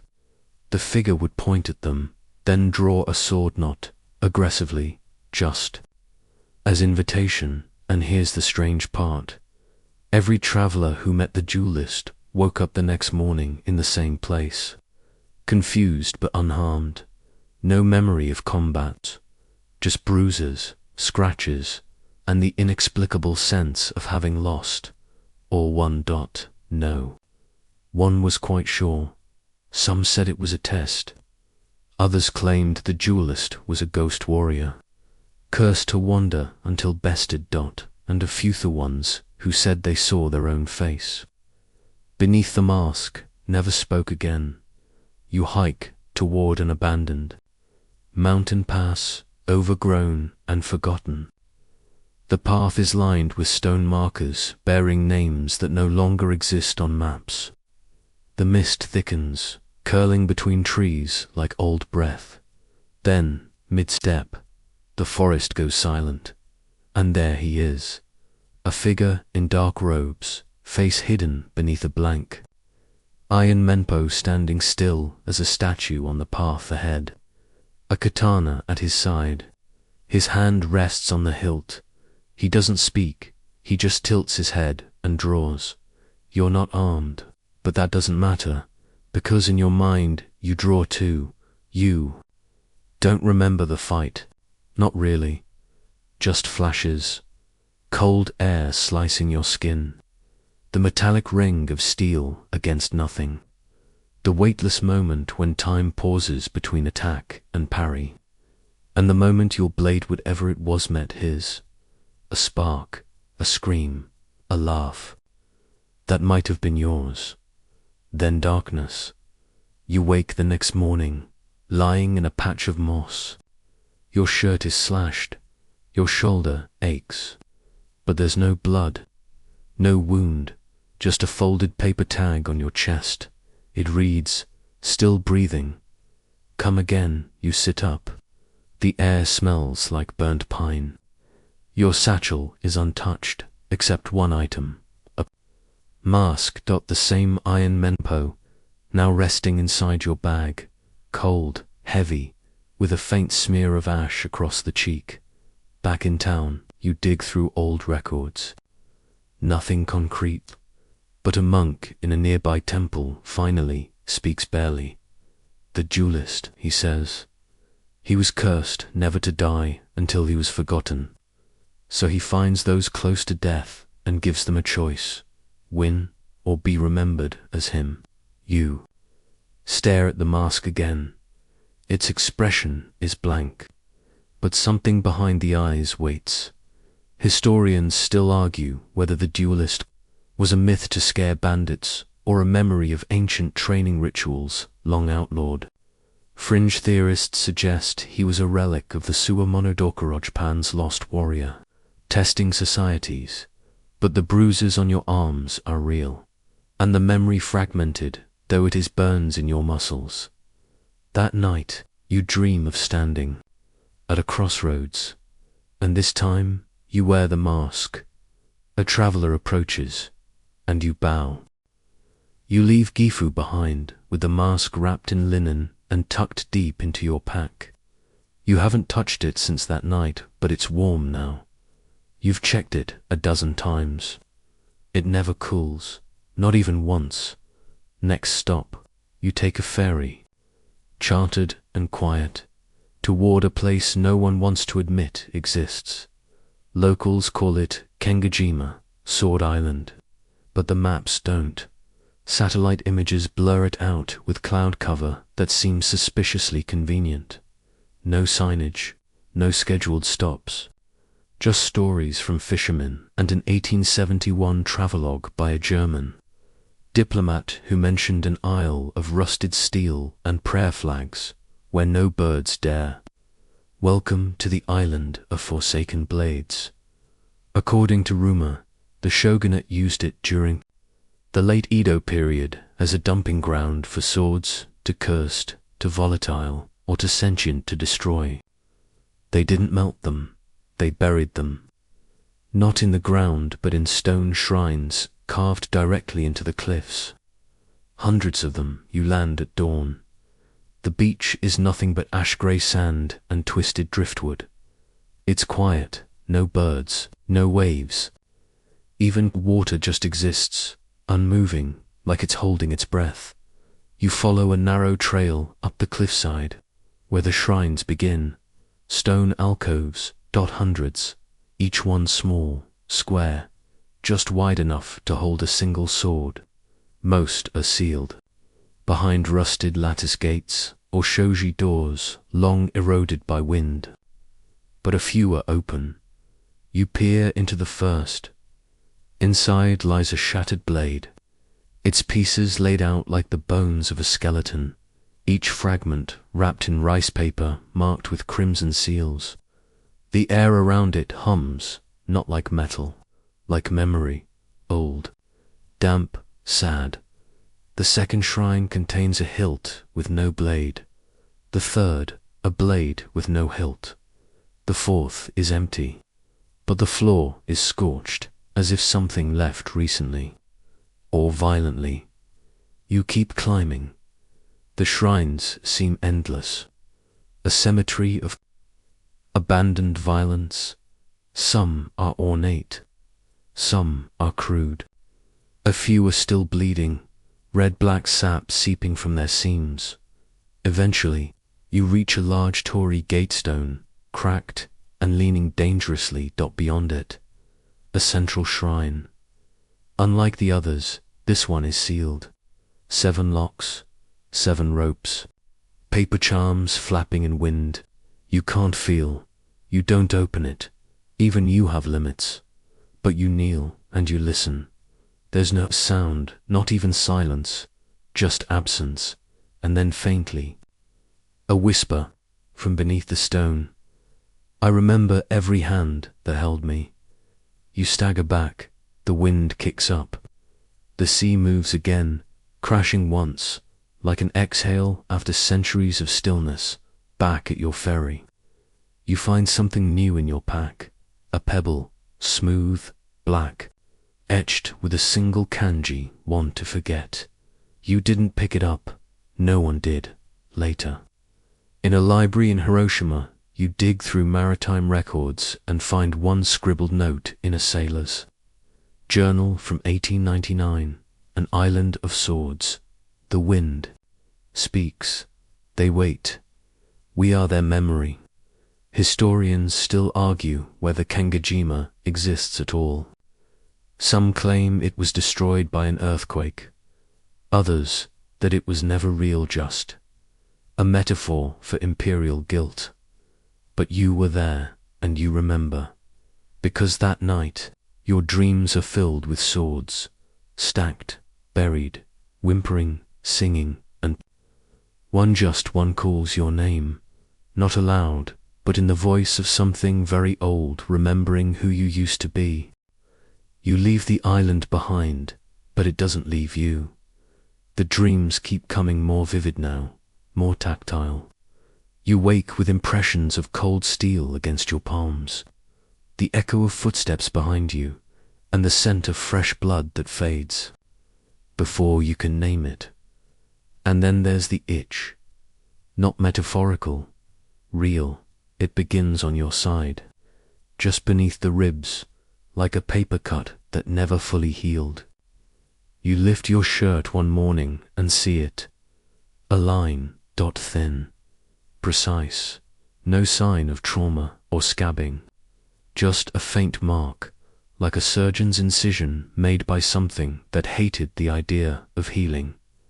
The itch pulls you east again, this time toward Ibaraki Prefecture, where an old battlefield legend speaks of a sword that prevents wounds from closing. They call it Otokujiri, or the Man-Cutter. A dramatic name, sure, but the tales behind it are worse. One record from the Boshin War tells of a rebel soldier who carried a short katana with a jagged edge. When he struck opponents, they didn't bleed much. They survived the battle for a while, but their wounds refused to heal. No matter how small the cut, it festered, turned black. Eventually, even minor injuries rotted into fatal infections. One soldier stabbed by it reportedly died 3 months later. Every layer of skin began peeling away, one by one, without a drop of blood spilled. Charming, you trace the sword's path through surviving medical records and battlefield journals. The last known reference puts it in the possession of a thief, not a samurai who bragged that every blade cuts. But mine makes time do the rest. He disappeared in 1901. No record of burial, no museum mention. You dig deeper, eventually. You find her, an elderly woman living near Mount Tsukuba, who claims her grandfather was the thief's apprentice. She invites you in. Her home smells like dust and iron, and the floor creaks like a nervous throat. She serves you tea and watches without blinking. When you ask about the sword, she smiles slowly. I buried it, she says. He made me promise. Where? She gestures toward the woods behind her home. You follow a winding path through twisted trees until you find a small stone altar half sunken into the ground. No markings, just a shallow pit beneath it. Inside, a bundle of cloth, rotted and dark. You reach for a hand, hesitate. Your side itches again. No, it burns. You pull back your hand, breath sharp, and lift your shirt. The line beneath your ribs has split. Blood seeps out, not gushing, just leaking, like it's been waiting for an excuse. You stumble back, and that's when you hear it. A hissing, not snake, not steam, skin wound. You wrap your side quickly, heart hammering, and seal the altar. Again. No way. Not this one. You're not taking it. Not all cursed blades want to kill you outright. Some want to linger, to remind you every day that you're not done bleeding. Back at the house, the woman nods when she sees your expression. You'll remember, she says. That's what it does. Makes your body forget how to stop. Later that week, you speak to a retired surgeon who worked in the area during the 1960s. He remembers a string of patients with shallow injuries that refused to close. It was like the skin forgot what healing was, he said. Like the body didn't want to forgive the blade. Historians still argue whether a tokajiri was a real sword or a metaphor for lingering trauma after war. Some scholars believe it was an allegory for grudges that span generations. But as you clean the gauze on your side for the third time that day, you know better. Some swords don't cut flesh, they cut time, and time doesn't heal all wounds. The wound on your side hasn't closed, but it's quiet for now. It weeps slowly beneath bandages, like a child crying in its sleep. You've stopped looking at it. You know it won't kill you, but it will mark you, just like the next blade. You head north again, drawn by a name that's appeared in your notes, your dreams, and most disturbingly your own handwriting, scrawled in a margin you're sure you didn't write. The sword of 1,000 eyes. No one seems to know where the name came from, but every source that mentions it agrees on one thing. It sees everything, except what it's about to do. That's not a metaphor. According to a fragment of a late Edo period travel diary, the sword was once wielded by a blind retainer who never missed a strike. Not because he could hear or smell his enemies, but because the sword told him, with whispers, with visions. The blade was rumored to be covered literally in eyes, not carved ones, real ones, a biological impossibility.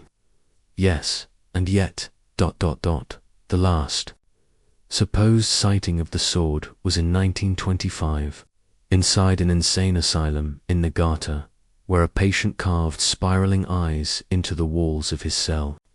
He died clutching a shattered blade that had no edge, just a flat black surface that made nurses dizzy when they looked at it. You find the asylum. It's a burned-out shell now, choked in vines and water-damaged files. Inside, walls stained with decades of mold and soot, you find it. A room with eyes carved into every inch, ceiling, floor, doorframe. Some are round, some almond-shaped, all watching. None blinking, and at the center, a case. Empty, but the case isn't what draws your attention. It's the mirror nailed above it. A warped thing, old and cracked, but just clear enough to reflect your face, except your reflection has too many eyes. You blink. Your reflection doesn't. You back away carefully, slowly, and that's when the visions begin. Not hallucinations, not quite dreams, just sudden knowing. A battle you've never fought, a temple courtyard, ash blowing across blind monks, a blade slipping into someone's chest, and you feel it from both sides. A child reaching for the sword and weeping, not from fear, but from recognition. You collapse when you wake. Your notebook is open in your lap, drawn in the margins, a sword covered in eyes. Too many, too small, too wet. You didn't draw it, but it's in your handwriting. Later, in a private medical archive, you uncover a single physician's report from 1951. A post-war soldier was found catatonic, muttering the same word over and over. They see too much. They see me from inside. He had no wounds, just pupils that refused to dilate. Historians still argue whether the 1,000 eyes sword was just symbolic, an artifact of paranoia, guilt, and the trauma of war. Some suggest it was a metaphor for intelligence gathering networks during the feudal era. But you saw it, even if only in reflection, even if only for a second.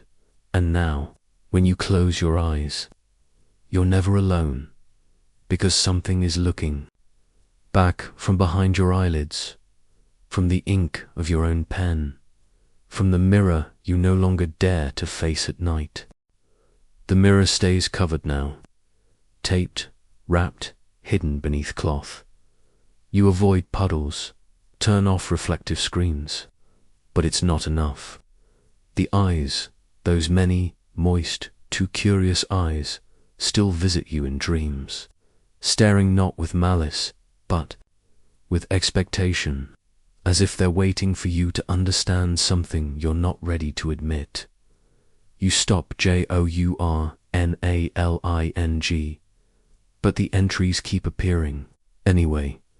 Pages filled with unfamiliar handwriting, descriptions of places you haven't visited yet, names you haven't heard once scratched in 4 different dialects. Shadowy, Muramasa, the last apprentice, the forgotten one. Most sources say Muramasa's school ended with his death, that his blades were his legacy, not his bloodline, but theirs. A faint ripple in the history book's notes that someone kept forging after the master vanished. Same technique, same balance, but darker, meaner, and worse. You find a temple tucked away in the mountains outside Tottori, where a scroll dated 1653 speaks of a sword born in shame. A blade forged not in vengeance or duty, but in spite, Chasui, the writer claims, wasn't chosen to carry on Muramasa's work, so he stole it. The smithing technique, the furnace coals, even one of the blades. But he changed it, and when he swung it for the first time, the blade didn't cut his target, it cut him. You hike to the cave shrine mentioned in the scroll. It's half collapsed, the path lined with rusted tools and shattered crucibles. A forge once burned here, and someone still keeps the fire lit. You descend into the dark, torchlight bouncing across blackened walls carved with sketchers' swords that curve too much. Blades with hooks, one shaped like a wave, another like a grin. On a stone table rests a blade. Unlike any you've seen, it isn't straight. It coils, not like a snake maw, like a question mark trying to rewrite itself mid-sentence.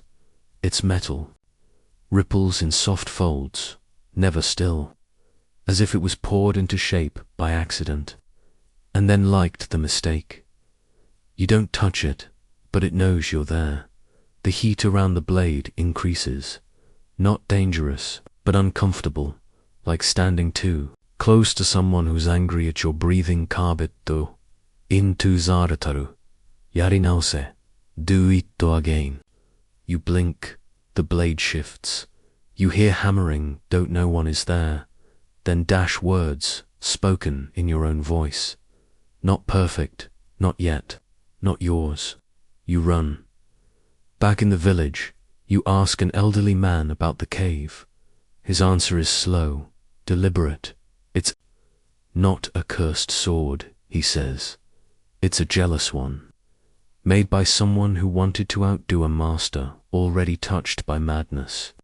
According to a rumor in a late Meiji-era swordsmithing journal, Chasui's final creation was never meant to be used. It was meant to be better than any blade that could be used. But in striving for perfection, he broke something, maybe steel, maybe time, maybe himself. Some believe his soul lives in the forge. Others say he put it in the blade. Historians still argue whether there ever was a last apprentice, whether the blades attributed to him were just miscatalogued Muramasas, or forgeries made to frighten collectors. But there's a reason no one sells them, because those who hold them begin to forget who they are, and remember only what they could have been that night. Your dreams are filled with hammer blows and the sound of steel crying out in frustration. You wake with your hands blistered and your notebook open to a sketch of a blade that spirals in on itself, as if trying to carve out a secret that hasn't been invented yet. You wake in the middle of the night, fingers clenched so tight around your pen that the ink has bled through 3 pages. The spiral blade is etched again and again, overlapping, obsessive, repetitive, like something trying to undo itself by drawing itself too often. You need answers, not more legends, not more whispers, but the next lead sends you straight into fire literally. The trail winds toward Kyoto, to a single moment scorched into history like a burn mark. June 21st, 1582. The incident at Honnoji, Oda Nobunaga. His betrayal, his final stand.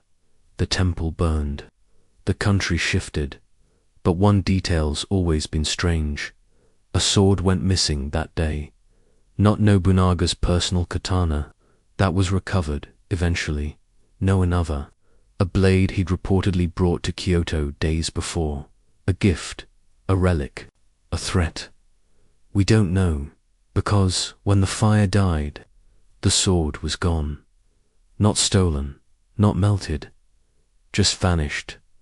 You visit what remains of Honnoji rebuilt. Serene, white-walled and reverent.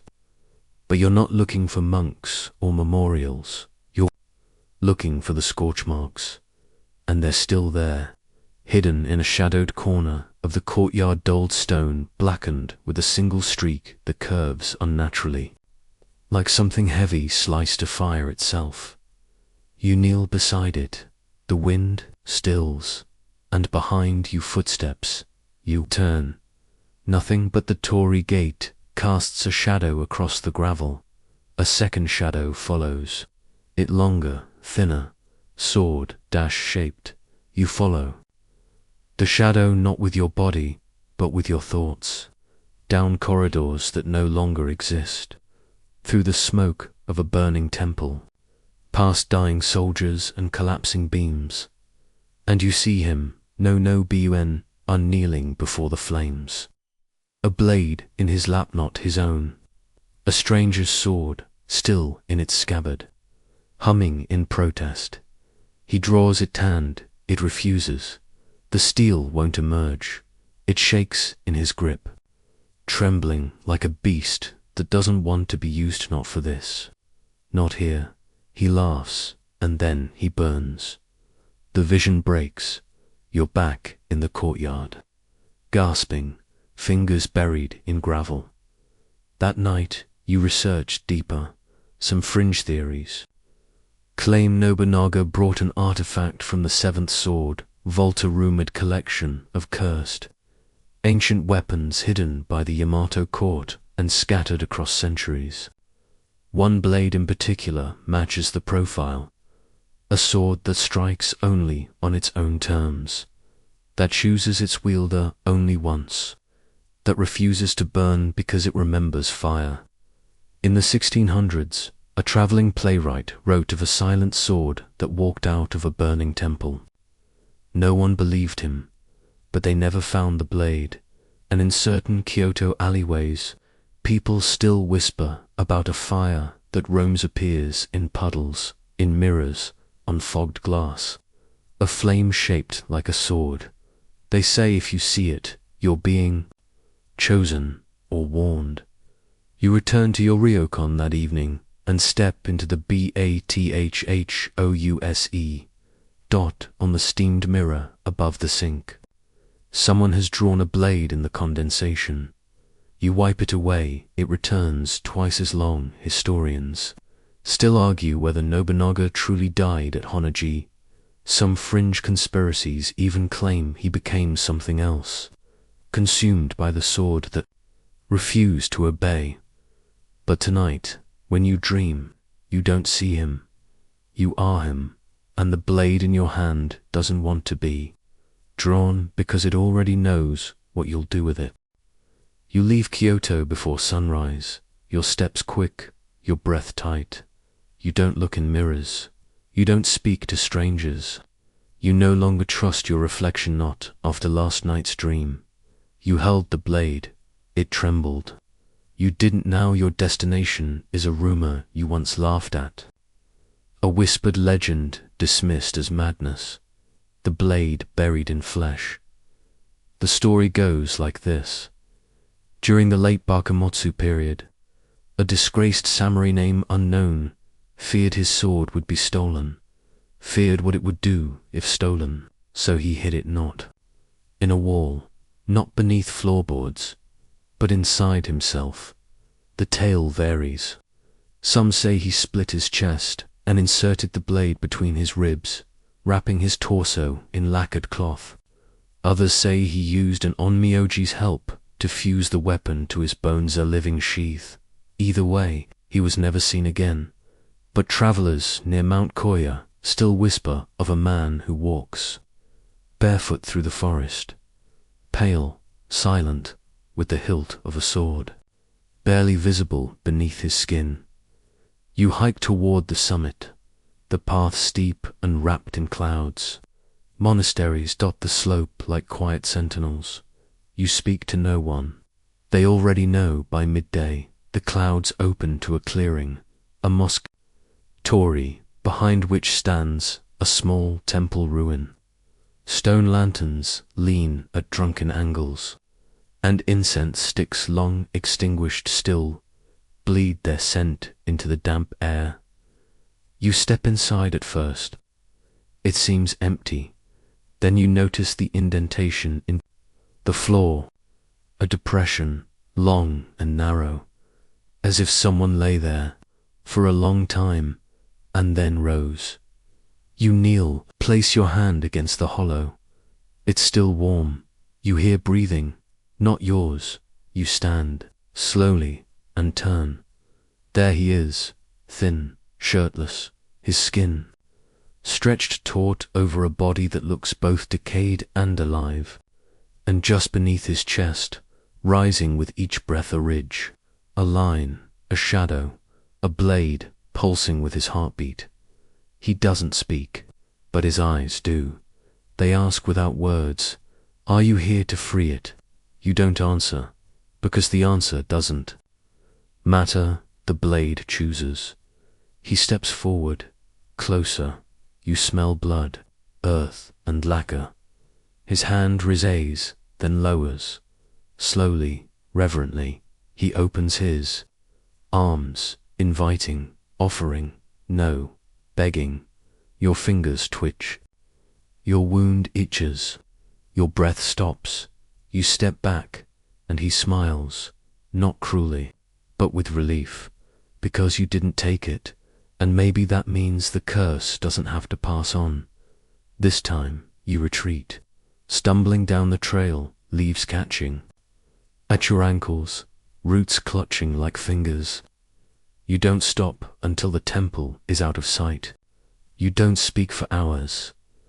That night, you dream of the man again, but this time, you are him, and the blade pulses beneath your ribs, trying to rise. Historians still argue whether the story was symbolic about sacrifice, devotion, or madness. One fringe scholar wrote an entire dissertation arguing it was a metaphor for carrying guilt so deep it shapes the body. But you know better. You felt the warmth in the floor. You saw the blade move beneath skin, and in the mirror this morning, there was a line across your sternum. Thin, clean, and new. You take the train in silence, watching the countryside blur into colors you no longer register. Green, gray, autumn, red. None of it matters, not now, not when you're approaching the end. Because now, every whisper, every shard, every impossible sword has led to this. The final curse. You arrive in Nara, where temples breathe with the weight of time and deer walk like monks who forgot their mantras. You're not here for a shrine, though. You're here for a hole in the world. Deep in the forest outside Nara is a shrine without a name. No torii gate, no path, just a clearing that shouldn't exist. It doesn't show up on maps. No signage, no brochures, the only way to find it. You let the blades guide you. You follow every cursed artifact you've collected, the shard from Goro's anvil, the fox spirit charm, the pebble from Kengajima, the melted bronze mold, the silk from the sea, each vibrates as you move deeper into the woods, and then nothing. You're there. The clearing is circular, unnaturally perfect. Trees stop growing at the edge, as if afraid. The grass inside is charred, yet thriving, and in the center, a mound. A sword juts from it. No scabbard, no hilt wrap, just a naked blade, black and bloodless, humming not with sound but with memory. The air presses down on your lungs like a verdict. You step closer, and the memories return. All at once. The monk who spoke of steel humming at night. The whispering scroll that cut dreams in half. The woman who painted a blade in her sleep. The man who buried steel inside his body. The fox that vanished. The duel that never happened, but still left scars. They converge here, because this is where they were born. This is the first curse, and the last, a blade not forged, but found, not sharpened, but grown before swords were weapons. Before they were symbols, they were stories, and this blade remembers all of them. You kneel, not in worship, in understanding. This isn't a sword you draw, it draws you. You reach for it, but your hand stops not from fear, from respect, because now you finally understand. The curse is not in the steel, it's in the desire to use it, to control, to conquer, to conquer, to cut. You let your hand fall, and the sword sinks slowly into the earth. The mound closes behind it. Grass regrows, birds return. The curse isn't broken, but it's buried for now. That night, in a dream thick with incense and silence, the voice returns, the blade remembers, the hand forgets. The story remains. You wake with no scars, no dreams, and for the first time in weeks no hum. The blades are quiet now, no whispers, no hums, just stillness. You sit beneath an old cypress, watching the final colors of dusk settle over the hills. The air is cool, gentle, touched by the scent of fallen leaves and distant wood smoke. Everything feels slower here, softer, like the world itself is exhaling after holding its breath far too long. You've seen a lot, carried more. You've walked through fire and fog, steel and silence, memory and myth. And though you've set the final sword to rest for, now the weight of those stories lingers. But it no longer pulls you down, it grounds you, because now you understand what curses truly are, not things that happen to us, but things we carry. Regret, obsession, anger, fear, all sharpened into something we think we must wield. You don't, not tonight. So you lie back against the earth, letting it hold you, letting the sky darken without dread, letting your breath slow. The wind rustles through the trees, and somewhere in the distance, an owl sings a note that belongs only to the night. And maybe, just maybe, one of those cursed blades is watching from the dark. But it does not follow. It simply listens as you drift into sleep, quiet, whole, and safe for now.